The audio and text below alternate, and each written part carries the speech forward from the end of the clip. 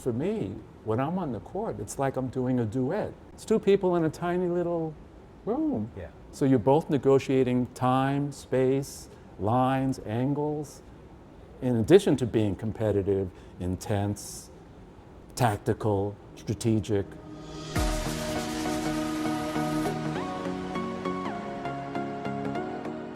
Here we are with the season closer of Boast About It. Next episode you see will be season 2. I'm closing season 1 with Danny Tai. Danny, welcome. James, I've known you for quite a while. You have. I remember at the printing house, you were so much better than me. I would watch you play and I'm like, damn! No, I don't think so, James. I think so. But what I really love is that most of your career was as a dancer. I love dancing. And I sort of consider it one of the highest forms of art that is it's the least well remunerated form of art. Tell me about it. And so if you're going to dance, you have to really be passionate about That's it. what they say. There's no money, you better love it. How did you become a dancer? How did that happen? Because you must have loved it. Well, first of all, it was ass backward. Really? Yeah, I had never danced as a child. I mean, all of a sudden, I was athletic, played a lot of sports. I grew up in the city sports, Yeah. handball, stickball, punch ball, box ball, ping pong. Nothing with a racket, unfortunately. But my mother sent me to engineering school, right? Like most of my brothers. I was working as a civil engineer, totally sedentary job, which I hated, except for the annual softball game. And then That's very sad when your tie career. and jacket, sitting. I mean, engineering is great, Yeah. but the lifestyle. I had some friends who were professional dancers, and they were starting this movement improvisation class for people who had never danced before. That was me, you know. Well, How old actually, were you when that happened? I was like 24. Again, I started ass backwards and Yeah. late. Yeah. But there was a girl in the class that I had a crush on, so I said, let me try this. And I had always, even though I majored in engineering, I minored in art. I did drawing and painting, Yeah. so I was a creative guy. I started doing these improv classes, and it was all non-dancers, but I loved it. They would give little assignments and things, and it was like using your body, which you couldn't see, which was good, because I probably would have quit right away. But it was just using your body and having fun and being creative with other people, right? So I was doing this every week on the weekend. And then one of the teachers, who was a fairly well-known professional, Lucinda Childs, she said, you know, you're really good at this. Would you like to perform in my company? Because I'm using non-dancers. Wow. She had me, you know, rehearse with the group, and we performed at the Whitney Museum. Wow. And then people came up to me and said, you know, you're good at dance. You should go farther. I said, what do I do?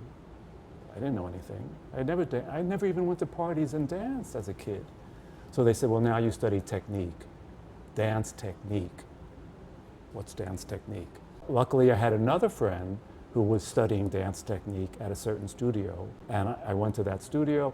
I started doing technique classes. So every day I'd walk in with my engineering outfit and my attaché case, change into tights and leotards at 6 o'clock, take the 6 o'clock class.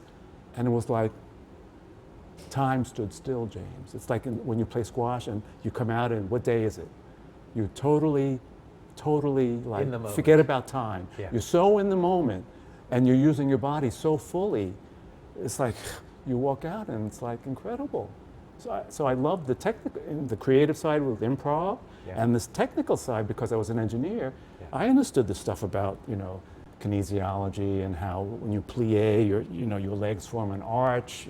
All this stuff made sense to me. So I got into modern dance. And then that teacher said, you know, you're really kind of good at this. Would you like to perform with my company? So modern dance was like a great thing for me. I had very little competition. But no, I was tall, I was athletic. So I picked up the technical side of dance pretty well, and I loved it. You sent me some footage and I looked at it, and you look pretty great, and we will show it to everyone. So you're downplaying your skill there. Or yeah, that was how many, 30, 40 years ago, by the way? well, But anyway, So, you know, here I was, never having danced, and all of a sudden I'm like touring the world with this company, teaching, performing, rehearsing, and loving it. How long did it take you to quit the engineering job? I engineered for 4 years. And in fact, the day I went into my vice president's office and I said, could you do me a favor? I wanna leave the firm, but if you could possibly fire me so I can get unemployment because I'm going into dance. He said, you're going into dance? I said, what is that? He said, what is that? I can just imagine And an engineer giving up. going, wait, what? But he did blew it. his mind. He did it. He let me collect unemployment for whatever 6 months, Yeah. and I started, you know, seriously pursuing dance. And you did that for 20 years. 20 years. 20 years. Between 23 and 40, and my wife was a dancer. I met her teaching in Athens, so we performed together. But again, it was nothing I had ever dreamed or even thought about. I just kind of like.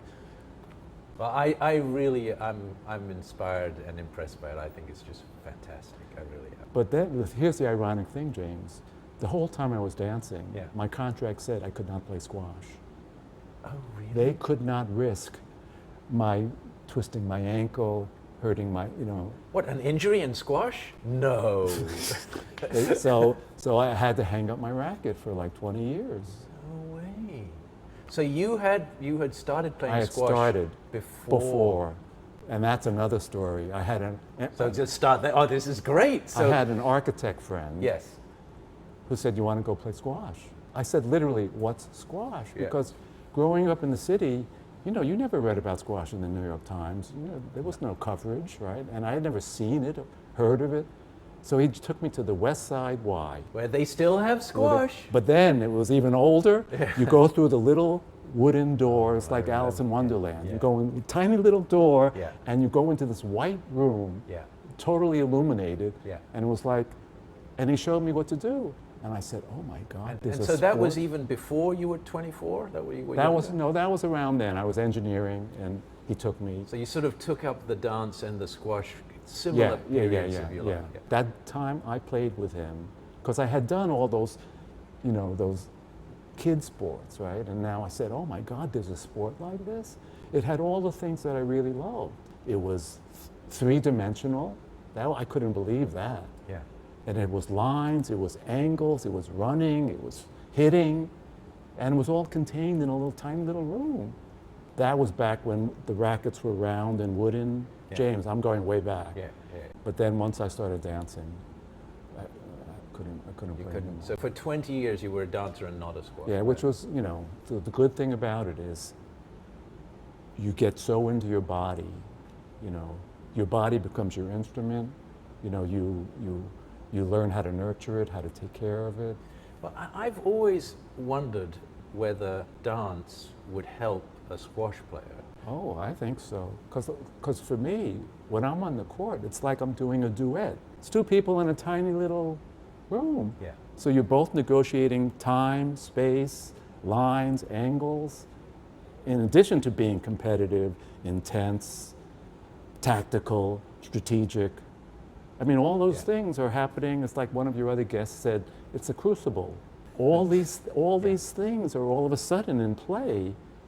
And it was that feeling of, like when I danced and like you come out and you're like, where am I? What day is it? You were so in the moment, chasing after a little black ball. That is without doubt what I love most about squash. My mind tends to run 1,000,000 miles a minute, but when I'm on a court, it's mono-focused. And it's one of the very few times that I can be mono-focused. And you can come in like a lion, you leave like a lamb, because you really use your body to the fullest. Even though it's a demanding sport, it's like a very intimate human scale. Yeah. Like, you know, you're only running from here to there, but you better get there really fast. And you better cover every inch of that room. I also wondered whether the footwork wouldn't translate from dance to squash. In dance, we practice, all kinds of footwork, traveling, locomotion in all different ways, changing. And I feel like that does help me in squash. Because you watch all those pros on YouTube, and it's all choreographed. It's all choreographed. Their movements are all choreographed to the point where and I still can't get over this. When I run to a ball, I don't think about which leg I'm starting on. No. I just run like crazy. Yeah. They worked it out. Well, I don't think they do either. They've worked on it so hard. They've worked on it so much. It's just muscle memory at that point. They know whether if they start with their right foot and get in an open position or left foot closed position, they know how that's going to end up when they get. Yeah. I mean, and that's, talk about efficiency. It's so efficient. I mean, and Ali Farag looks like he's not even really straining. I know. And he's reaching these balls and not only getting there, but he's hitting incredibly, great shots defensively. Yeah. So when your dance career started to wind down, you started doing some more of these artistic things. I saw you were working at Newsweek for a while, doing some creative graphic design. Graphic design. Because I was, that the artistic side of me. Yeah. Because I knew computers and I knew, I had the artistic side. So graphic design was a good meld. So I started working for magazines, Newsweek, Time, and luckily it was in the heyday of the magazine industry. They had so much money. Yeah. It was Time, Newsweek, and U.S. News. That was it. Everyone in the country waited for Monday morning to see who was on Time's cover. Yeah. And I worked at Newsweek with, incredible people and got paid well. So we started a family, and then I could resume squash. Once the magazines started dying, Newsweek went under, pretty much. Yeah. Even Time was sold. Yeah. I was lucky I got a buyout from Newsweek, right? But I said, what am I going to do now? I got a lot of good teaching experience. So then I said, I think I can teach squash, even though I'm, a hacker. I'm not a pro or anything. I know enough about the body and about squash to teach kids. Yeah. I beat most of the 5-year-olds that I play. My record against 9 years old, immaculate. So I went back to NYU and I said, are you interested in offering children's squash classes? They had never thought of that, so they did. So I taught at NYU. Then I coached at the Colony Club for 12 years, and I've been at the River Club with Chris Walker for 5 years. I tell a lot of the parents of the young kids I have, for a developing kid's brain to play squash, 3-dimensional, jockeying for space, for time, tactics, that's great for a developing kid's mind. Yeah. You know what I mean? Yeah. So it works at every level, young, medium, seniors. And then for those of you that don't know, in his creative time, if you've ever been at Open Squash, all of those, we call them locker legends, where you see a picture of a great squash player and a write-up about them. Those were all designed by Danny Tai. But it's your idea, James. Yeah, but someone has to execute It's it. your idea. I come up with lots of ideas. I didn't realize what I was getting into when I agreed to do it. But come on, those are fantastic. The two things people say that they remember about Open Squash, the videos that you offer right after you play a session, the video is available and you're not even charging for it. Yeah. And secondly, you go in the locker room and there's the legends. History lessons. I started calling the locker rooms Hall of Fames. Oh, there you go. The Ladies Hall of Fame, the Men's Hall of Fame. As long as, when people ask me how I am, James, I tell them, if I'm playing single squash, I'm doing fine. No, squash and dance changed my life. So you have a lot to do with that.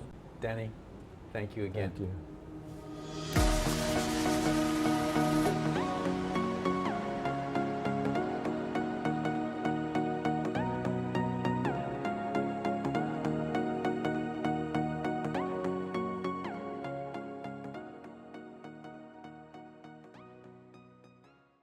I've gotten used to not eating and drinking after squash to save calories. Really? Yeah, because I don't want to have a beer right after I play. It kind of defeats the purpose. I'm going to cut that out.